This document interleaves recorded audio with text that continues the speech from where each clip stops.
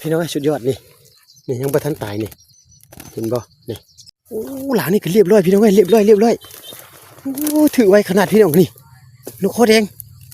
โอ้สุดยอดพี่น้องนั่นหากระถือพี่น้องนี่โอ้ได้เรื่องเลยตัวนี้นะเพียงสั่งมาเมก่อนตัวนี้ถือดีพี่น้องตัวนี้นะนี่2 เต็มเลยพี่น้องนี่นกคือเดียวเก็บก่อนโอ้หมายเลยเต็มที่3พี่น้องเต็มที่3นี่เห็นบ่นี่พี่น้องโอ้หมานแห้งมื้อนี้น่ะแต่งพี่น้องโอ้หมานนี่เห็นบ่พี่น้องนี่งามอยู่นี่โอ้เรียบร้อยพี่น้องนี่เขียนต้องแต่งอยู่พี่น้องโอ้มันเก็บก่อนพี่นี่พี่น้องเห็นบ่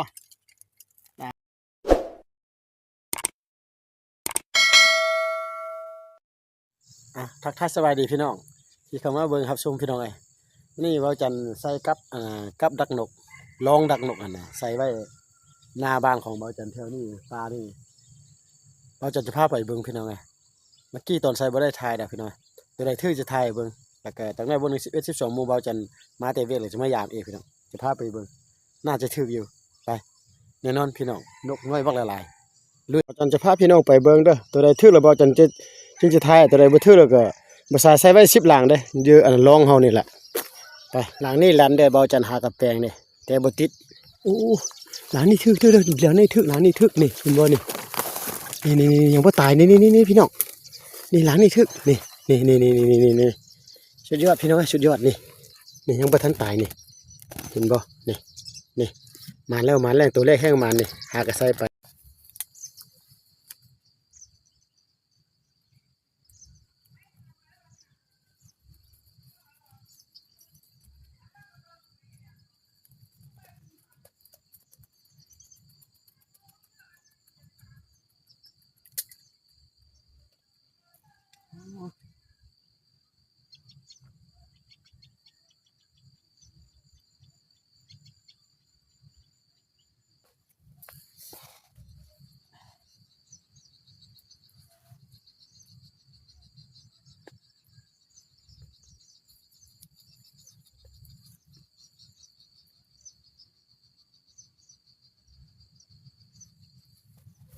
สุดยอดมาเต็มโอ้หลานนี่ก็เรียบร้อยพี่น้องเรียบร้อยโอ้ถือไว้ขนาดพี่น้องนี่นกคอแดงโอ้สุดยอดพี่น้องนั่นหากระถือพี่น้องนี่โอ้ได้เรื่องเลยตัวนี้นะเพียงสั่งมาเมก่อนตัวนี้ถือดีพี่น้องตัวนี้นะนี่2 เต็มเลยพี่น้องนี่นกคือเดียวเก็บก่อนโอ้หมายเลยเต็มที่3พี่น้องเต็มที่3นี่เห็นบ่นี่พี่น้องโอ้หมานแห้งมื้อนี้น่ะได้เรื่องพี่น้องพี่น้องนี่ได้3 เต็มเลยนี่บ่แม่นจับมาใส่อะไรพี่น้องหากระใส่โอ้เต็มนกโคแดงบักละลายพี่น้องมันพี่น้องเอาพี่น้องเบาจันจะย่างกับเพื่อนก่อนเสีย10 หลัง3 เต็มเด้อจากนั้นมื้อนึงตอน12 โมงจึงมาพอกันพี่น้องเดี๋ยวนี้ผ่าน3 เต็มเนาะพี่น้องโอ้พอได้ปิ้งอยู่มันอยู่พี่น้องเอามานี่พี่น้องตอนสวยแล้วเบาจันจะพาพี่น้องไปเบิ่งกับได้ใส่ไว้10 หลังนะนี่มีงัวบักหลายจะเบิ่งเธอเกิดตัวง่วนเยี่ยมหมดแล้วบ่จักพี่น้องมีงัวน่ะโอ้แม่นแท้พี่น้องงัวต่ำหมดนี่โอ้ยเฮ้ยงัวมานี่ต่ำโอ้ยดีเด็กมันบ่ฮักพี่น้อง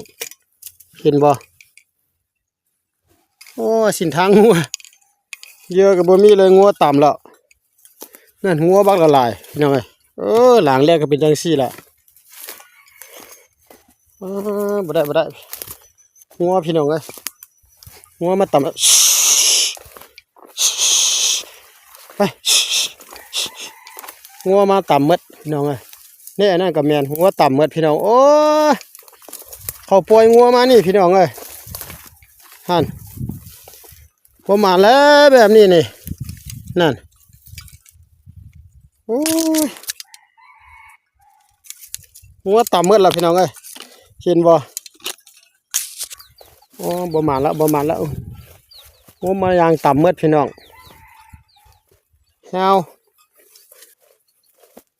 โอ้นั่นอันนี้เป็นนุ่งงัวยางต่ำอีกพี่น้องเอ้ยเบ้ยงัวมันต่ำเมื่อพี่น้องนั่นบ่ได้แล้วแบบนี้นี่งัวต่ำเมื่อละพี่น้องเฮ้ยเขาป่วยงัวมานี่นะพี่น้องทึกแต่ตอนเช้าพี่น้องเอ้ยโอ้สามหลังงัวต่ำเมื่อไม่เอาแลบาทนี่นะบ่ได้ละ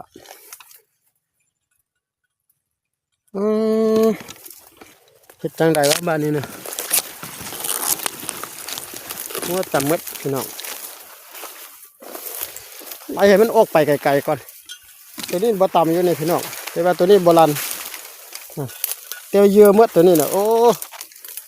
เยอะเมื่อละพี่น้องโบราณเก็บเลยเนาะพี่น้องโอ้ตัวนี้บักแข็งพี่น้องสมพอมันโบราณนี่เถอะมาได้แล้วนี่นะเก็บตอนเช้านี่บ่มาละพี่น้องเอ้ยได้แต่ตอนเช้าแล้วแนวใดก็ได้สี่หลังละนั่นงัวเห็นบ่โอ้หลังนั่นถืออยู่นี่ตัวนี้งัวประตำได้พี่น้องนี่กระถือได้นั่นตัวนึงพี่น้องนั่นโอ้มันนี่ตัวนี้งัวประตำพี่น้องมันกระถืออยู่โอ้ตื้อหรืองัวต่ำเมื่อแล้วก็ตกเมื่อพี่น้องเลยแบบบันทึกนะนี่หวานเต็มหนึ่งไปเก็บเราพี่น้องไอ้นี่ยามกับ5 หลังยังมี5 หลังไปยังมี5 หลังพี่น้องเก็บเลยเนาะมาได้โอ้ย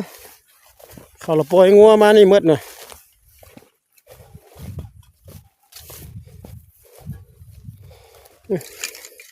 ป้านี่ก่อน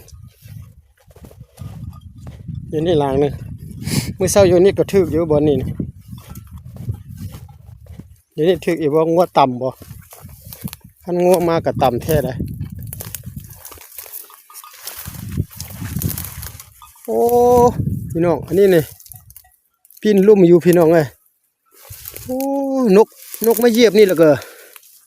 อันนี้มันพี่น้องนกมาเหยียบนี่หรือมันปีนนะนี่ไม่ได้ปักนี่ขั้นปักนี่แน่นทึกแล้วพี่น้องตัวนี้นะโอ้เสียดายจะได้แปลงอีกก่อนมาได้ตัวนี้นี่ตอนนี้ก็งัวต่ำเลยตีเบิ้งแม่อยู่นี่ก็มีงัวตัวหนึ่งเก่งอยู่โอ้เขาปล่อยงัวมานี่ก็ไม่เยี่ยมมัดพี่น้องเลยโอ้เรียบร้อยนี่เบิ้งไปไกลๆก็เห็นแล้วพี่น้องถืออยู่นี่มันพี่น้องเลยนี่มันนี่เห็นบ่นี่เห็นบ่นี่เห็นบ่โอ้เต็มงามอยู่เด้อหมานเด้อพี่น้องนี่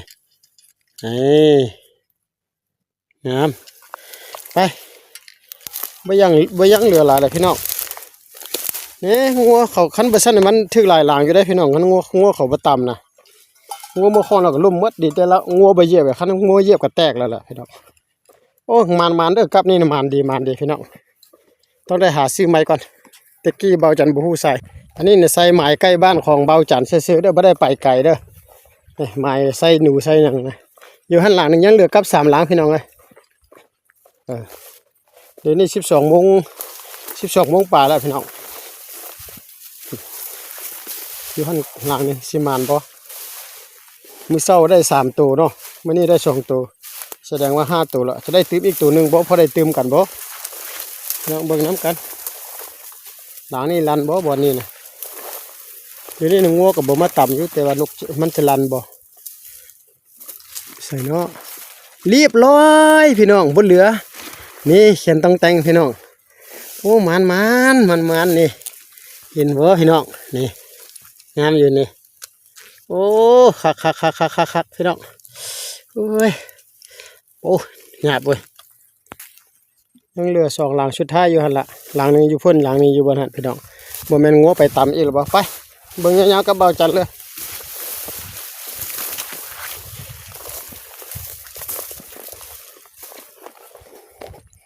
ได้เต็มจักตัวบ่